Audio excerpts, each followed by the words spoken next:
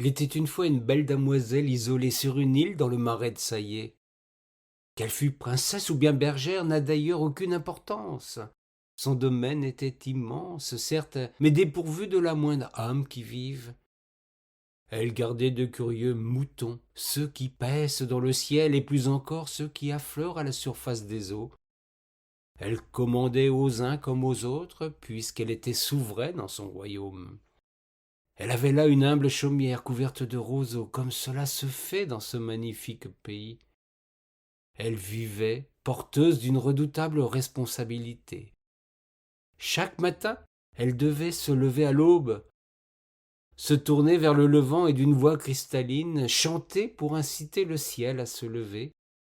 Une fois son œuvre accomplie, elle devait veiller à ce que les moutons du ciel ne viennent pas s'immiscer entre l'astre et la terre. Le soir venu, se tournant alors vers le ponant, elle chantait une autre fois, cette fois une berceuse pour inciter le soleil à prendre ses quartiers nocturnes.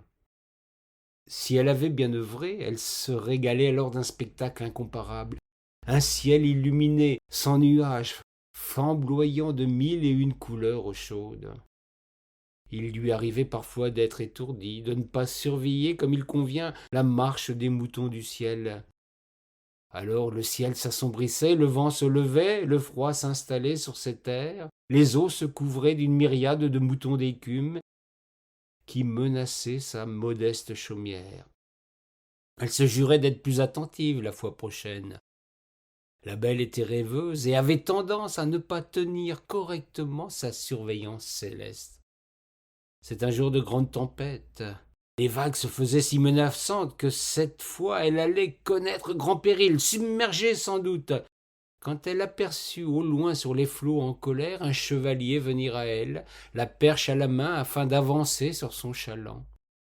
Il volait littéralement à son secours. Elle en avait la certitude, espérant de tout son cœur qu'il arrive à temps avant qu'elle ne soit engloutie. Il arriva jusqu'à elle juste à temps pour la prendre à son bord. Les eaux gagnaient sa demeure. Il n'était d'autre issue pour la princesse que celle de la fuite avec le galant homme. Une fois sur l'embarcation, elle se souvint qu'il était temps de remplir sa mission. Elle chanta une mélodie douce et nostalgique afin que le soleil disparaisse à l'horizon. Ce fut soudainement un silence complet. La tempête cessa dans l'instant, le ciel était totalement noir, elle en eut quelques frissons. Elle n'avait jamais eu l'occasion d'assister à ce spectacle. Chaque soir, sa chanson du couchant lancée dans le ciel, elle rentrait alors sagement dans sa demeure. Mais cette nuit-là était tout autre.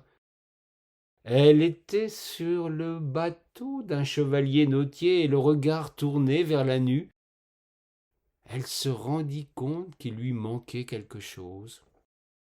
Le marinier, qui jusqu'alors était resté silencieux, s'adressa à elle, ne l'appelant ni princesse ni bergère, mais tout simplement noble dame. Il la pria de chanter pour lui, de l'aider à trouver la force de revenir vers la terre ferme, lui qui avait tant peiné pour venir la secourir. La dame le fit de bon cœur, ne sachant comment se montrer aimable pour son sauveur. C'est alors que dans le marais se fit entendre un énorme vacarme. Du fond des eaux profondes, un monstre surgit, dérangé qu'il avait été par ce chant inhabituel au milieu de la nuit. C'était un dragon, une bête terrifiante qui ouvrait grand, une gueule hideuse et menaçante. Le chevalier empoigna sa perche et l'engloutit dans la bouche du monstre, le terrassant dans l'instant. La belle eut si peur qu'elle se blottit dans les bras de son deux fois sauveur. Ne sachant faire autrement, elle lui offrit une nouvelle chanson, une tendre ballade, qui mit en émoi ce courageux garçon. Des larmes grosses comme des perles coulèrent de ses yeux, tombèrent dans l'eau en une mystérieuse pluie d'étoiles. Chaque larme, au lieu de s'enfoncer dans les profondeurs du marais, se cristallisa et se transforma en un grain de sel. La princesse continua à chanter, devinant tout ce qu'elle pouvait tirer de cette découverte. C'est ainsi qu'elle chanta si longtemps que des monticules de sel se formèrent. Le chevalier, ayant pleuré toutes les larmes de son corps, au bord de l'épuisement, lui demanda humblement de cesser. Il n'en pouvait plus. Il ramassa le sel, en fit don à la belle dame, en lui glissant à l'oreille qu'il venait d'imaginer grâce à elle un autre moyen de récolter ce merveilleux don de la nature. Il la conduisit sur son île, les eaux s'étant retirées, lui demandant simplement de reprendre son activité solaire. Il lui organisa des canaux pour que l'eau qui entre dans le marais vienne de l'océan.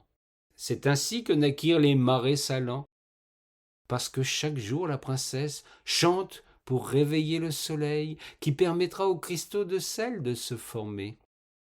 La technique fut longue à mettre en place, mais en souvenir des larmes du chevalier, les petits carrés du marais sont appelés des œillets. Ainsi se raconte l'histoire dans ce beau petit village de Saillé. Le soleil se levait juste sur un nouveau matin. Il m'avait semblé entendre une voix magique dans le murmure de l'océan lointain. Je crus alors à la fable qu'on venait de me raconter.